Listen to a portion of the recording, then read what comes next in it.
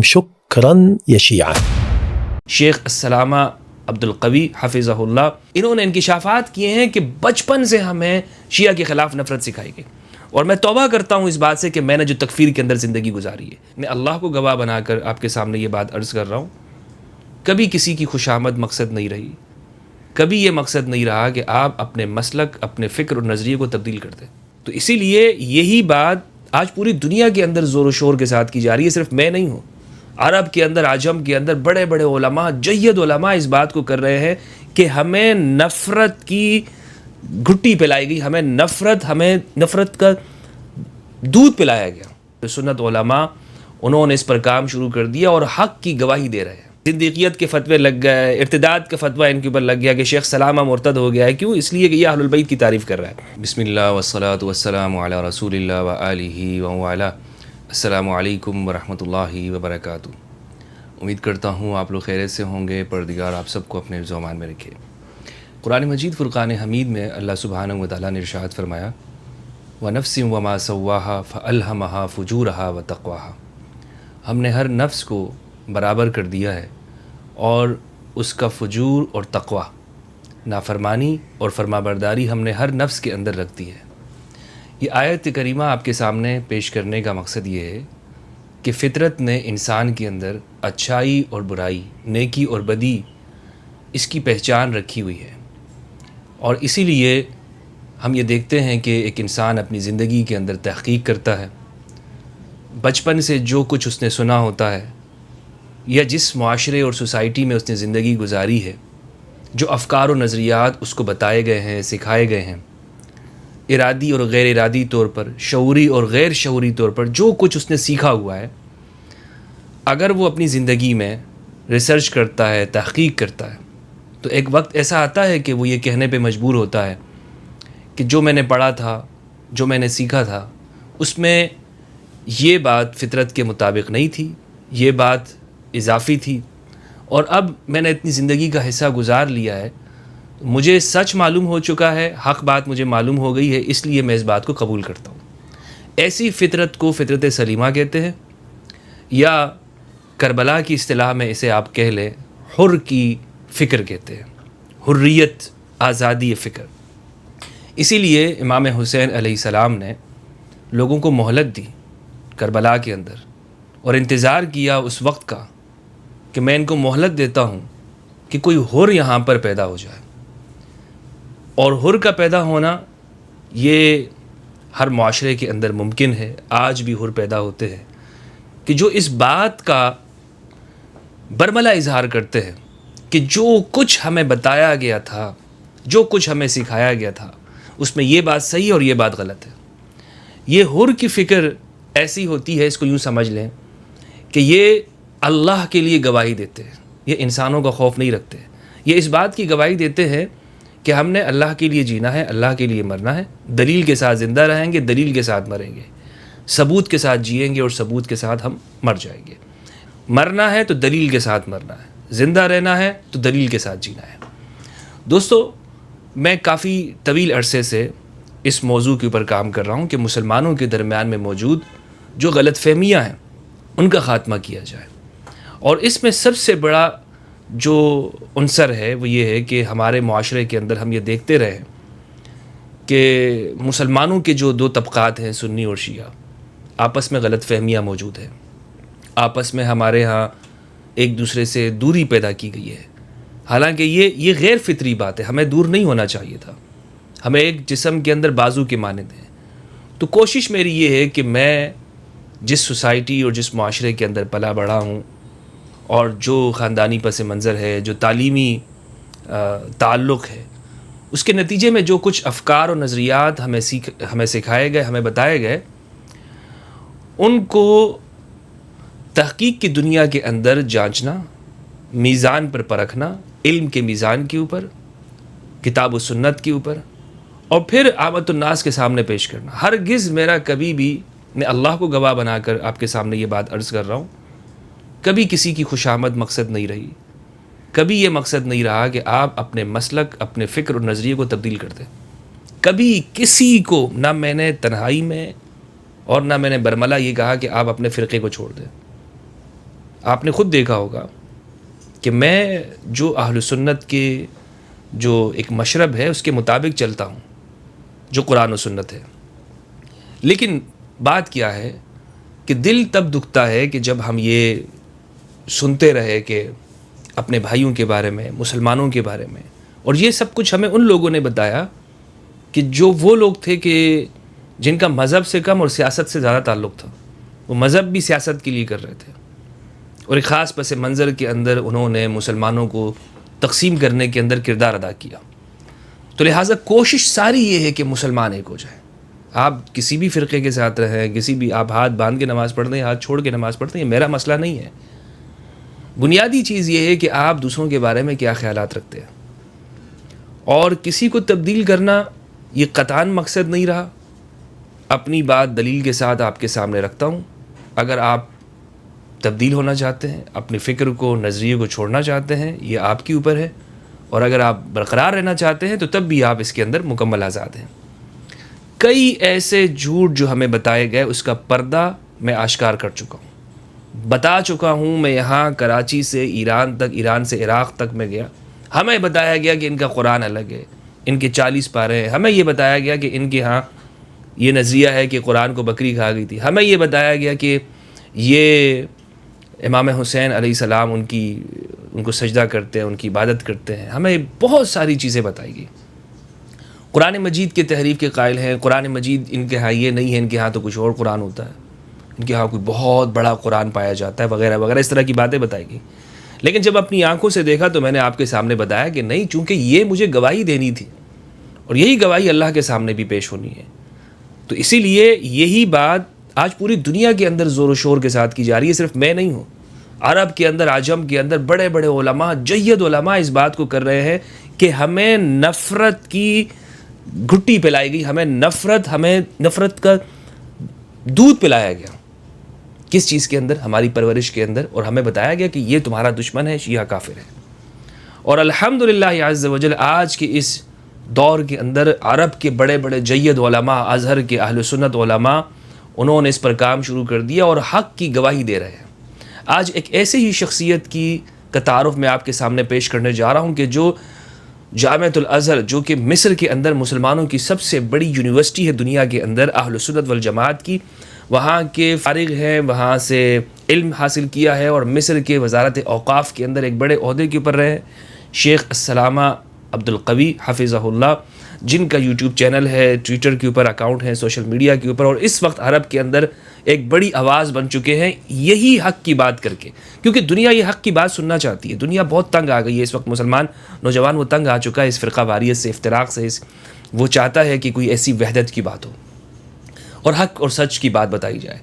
تو انہوں نے کچھ بیانات دیے ہیں. میں یہ چاہوں گا کہ ان کا تعارف آپ کے سامنے پیش کروں، اور ہمارے اس پلیٹ فارم کے اوپر ہر اس شخص کا، اس مثبت کردار کا تعارف آپ کے سامنے رکھا جاتا ہے کہ جو مسلمانوں کے درمیان میں یونٹی اور ایک برج کا کردار ادا کرتے ہیں، اور ان کے درمیان میں موجود جو دوریاں ہیں ان کا خاتمہ کرنے کی کوشش کرتے ہیں.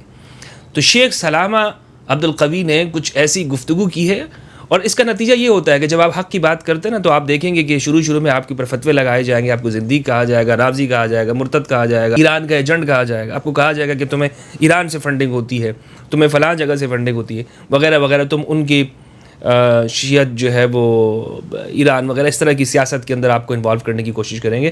یہی کام ان بیچاروں کے ساتھ بھی ہو رہا ہے. ان پر زندیقیت کے فتوے لگ گئے، ارتداد کا فتویٰ ان کے اوپر لگ گیا کہ شیخ سلامہ مرتد ہو گیا ہے. کیوں؟ اس لیے کہ یہ اہل البیت کی تعریف کر رہا ہے.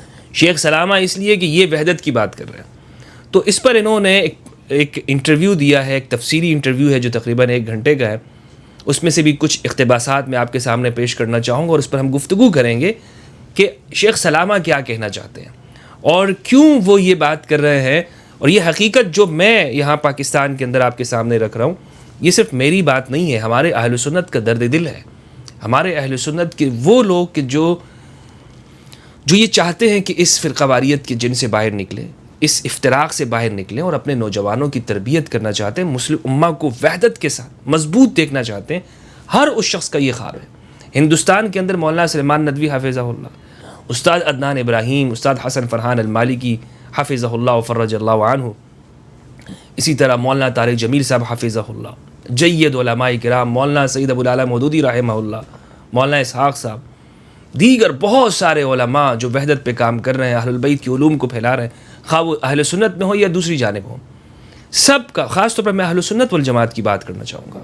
ہمارے اہل سنت میں جامعہ ازہر کے شیخ احمد طیب حفظہ اللہ، اور اسی طرح شیخ حسن ثقاف حفظہ اللہ، یہ وہ لوگ ہیں کہ جو امت کے سامنے قرآن اور سنت اور اہل البیت علیہم السلام کی صحیح فکر کو، نظریات کو پیش کرتے ہیں. وجہ کیا ہے کہ مسلمانوں کے درمیان میں جو استکباری قوتوں کا جو طریقہ ہے کہ ان کو زیادہ سے زیادہ دور کیا جائے، ان کو زیادہ سے زیادہ دور کیا جائے. اور آج آپ دیکھ لیں کہ 7 اکتوبر کے بعد لوگوں کے سامنے حقیقت واضح ہو گئی. کیا کہتے تھے؟ اور آج دنیا وہ جان گئی ہے کہ نہیں، یہ مسلمانوں کو ڈیوائیڈ کرنے کا فائدہ، تقسیم کرنے کا ایجنڈا، یہ کن کا تھا؟ پوری سوشل میڈیا کے اوپر ایسے ادارے بنائے گئے ہیں، ایسے پیچھے بیٹھے ہوئے تھنک ٹینک ہیں کہ جو باقاعدہ مذہب پڑھتے ہیں، باقاعدہ اسلام کی تعلیمات حاصل کرتے ہیں، اور پھر اس کے بعد وہ قرآن کی ایسی تشریح کر رہے ہوتے ہیں جس میں ایک بھائی دوسرے بھائی کو کافر کہہ رہا ہوتا ہے. آج خوارج کو آپ دیکھ لیں یہاں پاکستان میں جو کوشش کر رہے ہیں، تو کہتے ہیں ہم شریعت نافذ کرنا چاہتے ہیں. کون سی شریعت کہ جس کے اندر سختی ہے، جس کے اندر لوگوں کے اوپر جبر و تشدد ہے؟ تو بہرحال دوستو، یہ ایک طویل موضوعات ہیں اور میں نہیں چاہتا ہوں کہ ویڈیو گفتگو آپ کے سامنے بہت طویل ہو. شیخ سلامہ کے تعارف میں آپ کے سامنے پیش کروں گا، اور شیخ سلامہ عبدالقوی، ان کی گفتگو کو میں آپ کے سامنے پیش کرنا چاہتا ہوں. انہوں نے انکشافات کیے ہیں کہ بچپن سے ہمیں شیعہ کے خلاف نفرت سکھائی گئی، اور میں توبہ کرتا ہوں اس بات سے کہ میں نے جو تکفیر کے اندر زندگی گزاری ہے، اور میں نے جو مسلمانوں کو کافر قرار دیا، میں نے جو اپنی زندگی کے اندر جو تقریریں کی، اور میں نے شیعہ کے بارے میں یہ گفتگو کی کہ ان کے 40 پارے ہیں، میں نے ان کے بارے میں یہ گفتگو کہ یہ لوگ یہ غیر اللہ کی عبادت کرتے وغیرہ وغیرہ، جو بھی میں نے ان کے بارے میں جھوٹ بولا، آج سے میں ان کے بارے میں اللہ سے توبہ کرتا ہوں. یہ انہوں نے انکشافات کیے ہیں، میں آپ کے سامنے، یہ آپ دیکھیں کہ ان کا ٹویٹر کے اوپر اکاؤنٹ ہے سلامہ عبدالقوی کے نام سے، جس پہ شروع میں انہوں نے لکھا ہے مستشار وزیر الاوقاف السابق رئیس مؤسسۃ محراب الازہر للاستشارات الشرعیہ والاسریہ والاوقاف. تو یہ ان کا ایک تعارف ہے کہ یہ وزارت اوقاف کے اندر یہ رہے ہیں، اور یہ یعنی ایسا نہیں ہے کہ کوئی مطلب جسے آپ کہہ لیں کہ قد و کاٹ کے اندر اور علمی جگہ کے اندر کچھ ان کا کوئی مقام نہ ہو سوسائٹی کے اندر. مصر کے اندر ایک ان کا علمی کام بھی موجود ہے، اور ان کی گفتگو ہیں، محاضرات علمیہ ہیں، اور یوٹیوب کے اوپر ان کا اکاؤنٹ ہے. یوٹیوب پر ان کا میں آپ کو بتانا چاہوں گا کہ جو اکاؤنٹ ہے، تاکہ ہمیں یہ ایک چیز آپ کے سامنے لے آؤں، اور اس میں ہم یہ دیکھیں کہ یہ کام کیا کر رہے ہیں. اس میں آپ یہ دیکھیں کہ جو ہم نے تھمبنیل کے اوپر جو لگایا ہے، جو یہ پکچر لگائی ہے، یہ انہی کے اس میں ہے، اکاؤنٹ سے ہے، کہ جو آپ یہ نہ سمجھیں کہ میں نے ہماری طرف سے اس میں کوئی تبدیلی کی گئی ہے، بلکہ یہ وہ ہے کہ جس میں خود ان کے ہی اکاؤنٹ کے اوپر یہ تصویر موجود ہے، اور اس میں انہوں نے بیان کیا ہے کہ جو ہم پر جو مجھے یہ شیعہ کہا جا رہا ہے اس کی حقیقت کیا ہے. تو یہ آپ تصویر دیکھ لیں، حقیقت و تشیعی نام انا بقیت الشیعی ہے. ہاں میں شیعہ ہوں. آپ اگر یہ الزام لگا رہے ہیں، شیخ سلامہ کہہ رہے ہیں کہ میں اہل البیت علیہ السلام کی تعریف کر کے یا مسلمانوں کے درمیان میں اس دوری کا خاتمہ کرنے کے لیے اگر بات کروں، آپ مجھ پہ تشیع کا حکم لگا رہے ہیں. نام انا بقیت تشیعی، میں تشیع پہ باقی ہوں. تو یہ جرت کے ساتھ یہ بات کیوں کی جا رہی ہے؟ حقیقت یہ شیعہ نہیں ہوئے ہیں، لیکن جس معنوں کے اندر آپ ان کے کہہ رہے ہیں نا، وہ کہہ رہے ہیں کہ میں اس کو قبول کرتا ہوں. فضائل اہل البیت کی بات ہے، امام علی علیہ السلام کی بات ہے، سنی شیعہ کی وحدت کی بات ہے. اچھا مجھے کہہ دو. اور یہی بات میں ہمیشہ آپ سے کہتا رہا ہوں. اسی لیے بعض جگہوں کے اوپر جو مجھے کہتے ہیں یہ شیعہ ہے، رافضی ہے، تو آپ سینے پر ہاتھ رکھ کے کہیں کہ ہاں الحمدللہ، اگر علی کی ولایت کو ماننے کی بات ہے، اہل البیت علیہ السلام حدیث ثقلین کی بات ہے، رسول اللہ کے بعد وسیع رسول ہونے کی بات ہے، تو ایک سنی کو یہ کہنا چاہیے ہاں اس معنوں کے اندر ہم شیعہ ہیں. اس معنوں کے اندر اگر آپ ہمیں کہتے ہیں. لیکن اگر آپ دوسرے معنوں میں کہتے ہیں کہ نہیں یہ وہ شخص صحابہ سے بغض رکھتا ہے، جو مہد المومنین کو سب کرتا ہے وغیرہ وغیرہ اس طرح، تو اس رفظ کے معنی میں تو ہم نہیں ہیں. اس معنی کے اندر تو کبھی ہم نے نہ قبول کیا اور نہ ہم قبول کریں گے. لیکن جس معنی کے اندر ہے الحمدللہ عز و جل امام علی علیہ السلام کا شیعہ ہونا اور ان کا سپورٹر ہونا، اور اگر ہم ان کے زمانے میں ہوتے تو علی کے ساتھ ہوتے، اس معنی کے اندر جماعت علی کے، تو انہوں نے اس کو قبول کیا۔ اچھا آگے میں آپ کو بتانا چاہتا ہوں، یہ ان کا انٹرویو سنیں گے، بڑا دلچسپ ہے، اور اگر آپ کو عربی آتی ہے تو انہوں نے جھوٹ کا پردہ چاک کیا ہے۔ وہ تمام جھوٹ جو بولے جاتے تھے، آج عرب کے اندر بھی آوازیں اٹھ رہی ہیں کہ اس جھوٹ جتنے بولے ہیں آپ نے، ان کو لوگوں کے سامنے لایا جائے اور بتایا جائے کہ یہ مسلمانوں کے درمیان میں نفرت اور فرقہ واریت پھیلاتی ہے۔ یہ کہتے ہیں شکراً یا شیعہ، شیعہ تمہارا شکر ہو۔ یہ شکریہ کیوں کہہ رہے ہیں؟ یہی کچھ دنوں پہلے میں نے سوشل میڈیا پر ایک پوسٹ لگائی تھی، اور یہی جملہ تھا میرا کہ آپ کا شکریہ، شیعہ کا میں شکریہ ادا کرتا ہوں۔ کیوں نہ ادا کریں؟ کہ آج ہمارے ہاں ایسی آوازیں اٹھ رہی ہیں کہ جو آوازیں یزید کا دفاع کرتی ہیں، فخر کرتی ہیں کہ ہاں ہم یزید کا دفاع کر رہے ہیں۔ تو اندازہ لگائیں کہ اگر یہ، میں نے لکھا تھا کہ اگر یہ قوم نہ ہوتی کہ جو سید الشہداء امام حسین علیہ السلام کی اس مظلومیت کو، اہل البیت علیہ السلام کے مقامات کو، اس کو زندہ رکھا ہوا ہے، اور کس طرح زندہ رکھا ہوا ہے کہ ان کا ذکر کر رہے ہیں، یہ گویا اللہ سبحانہ و تعالیٰ نے ان کو پیدا کیا ہے۔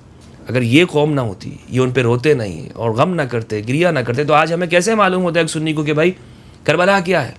ہمارے لوگوں نے تو، ہمارے یہ ایسے لوگ پیدا ہوئے نا، ہم سب اہل سنت کی بات میں نہیں کروں، ہمارے میں امام نسائی جیسے لوگ ہیں، شافعی جیسے لوگ ہیں، اور ہمارے میں امام ابو حنیفہ جیسے لوگ ہیں، لیکن آج کے زمانے کی بات کر رہا ہوں تو آج تو آپ دیکھیں کچھ لوگ کہتے ہیں کہ رستے میں جا رہے تھے اور بس وہ ڈاکو نے امام کو شہید کر دیا، استغفر اللہ العظیم۔ کچھ کہتے ہیں کہ نہیں وہ تو مہمان تھی سیدہ زینب، جن کو ہاتھ باندھ کے لے جایا گیا اہل البیت کو، رسول اللہ کے بچوں کو، نواسوں کو، زہرا کی بیٹیوں کو، ان کو ہاتھ باندھ کے لے جایا، کہتے ہیں نہیں وہ مہمان تھے وہاں پر، یزید کے دربار میں ان کو مہمان رکھا گیا، اور اس پورے واقعے کو مشکوک کرتے ہیں۔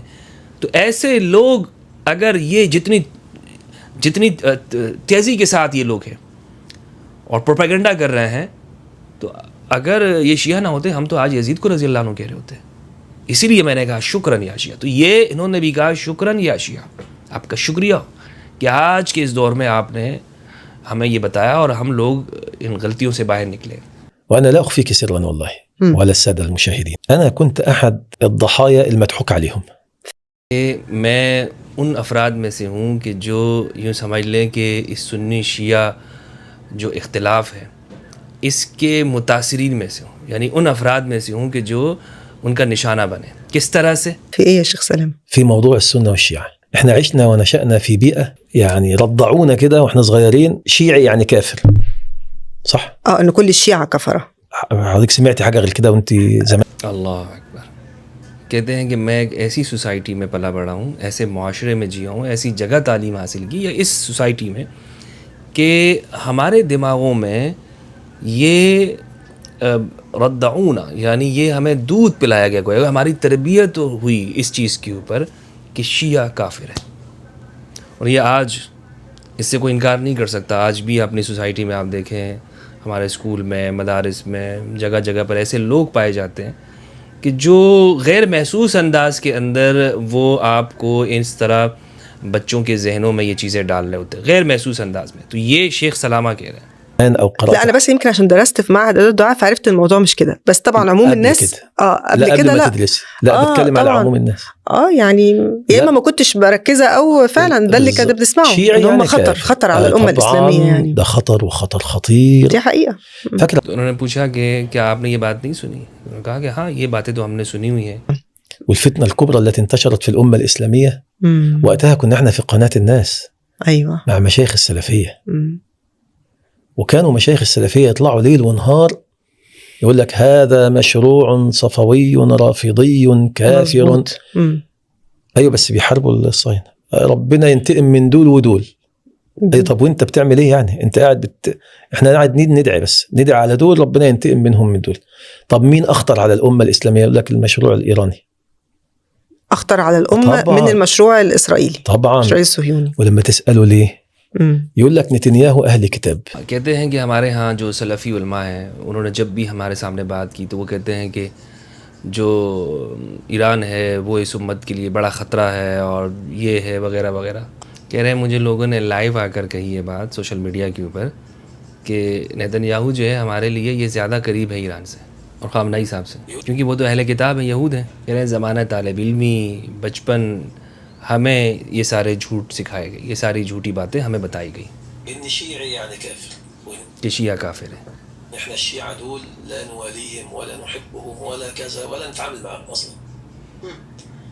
واحنا عشنا كده، وانا خطبت في خطب في كده ودروس في كده ومحاضرات وكتب، وعشنا كده. کہہ رہے ہیں ہم نے ایسی زندگی گزاری کہ نہ ان سے دوستی رکھیں گے، نہ ان سے بات کریں گے. اس پہ ہم نے تقریریں کرتے رہے، گفتگو کرتے رہے، کتابیں لکھتے رہے. ہم نے سیکھا اور سکھایا، ہمیں یہ نفرت سکھائی گئی. انا اتصدمت بعد 7 اکتوبر. کہہ رہے 7 اکتوبر کے بعد مجھے صدمہ ہو گیا. یہ سب چیزیں میرے لیے، یہ نظریات ٹوٹ گئے.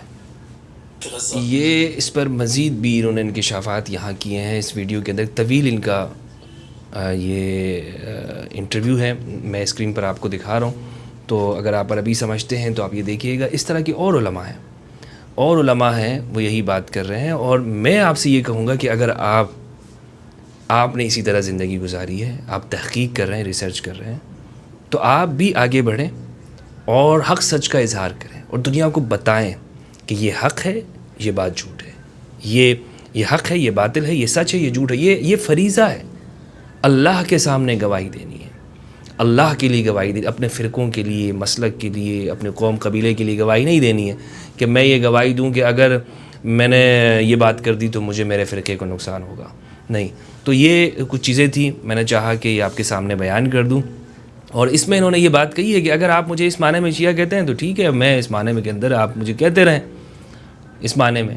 لیکن حقیقت یہ ہے کہ جو مفاہیم ہیں اس کو درست کرنے کی ضرورت ہے. جو مفاہیم ہیں، جو اصطلاحات ہیں، آپ کسی کو بھی اس طرح رافضی کہہ دیتے ہیں، کتنی غلط بات ہے. تو سمجھنے کی ضرورت ہے نا کہ آپ دوسرے کے اوپر جب فتویٰ لگا رہے ہیں تو آپ کس چیز کی نسبت اسے کہ اگر آپ کسی کو یہ کہتے ہیں کہ رافضی ہے اور کافر سمجھتے ہیں تو اس کا مطلب ہے آپ اس کو کافر قرار دے رہے ہیں. اور اگر کسی کو کافر آپ کہیں گے اور وہ نہیں ہے تو خود کفر آپ کی جانب لوٹے گا. اللہ سبحانہ و تعالیٰ سے دعا ہے کہ پروردگار ہم سب کو حق سچ سمجھنے کی توفیق عطا فرمائے، قرآن مجید میں تدبر کرنے اور اہل بیت کی معرفت دے. السلام علیکم ورحمۃ اللہ وبرکاتہ.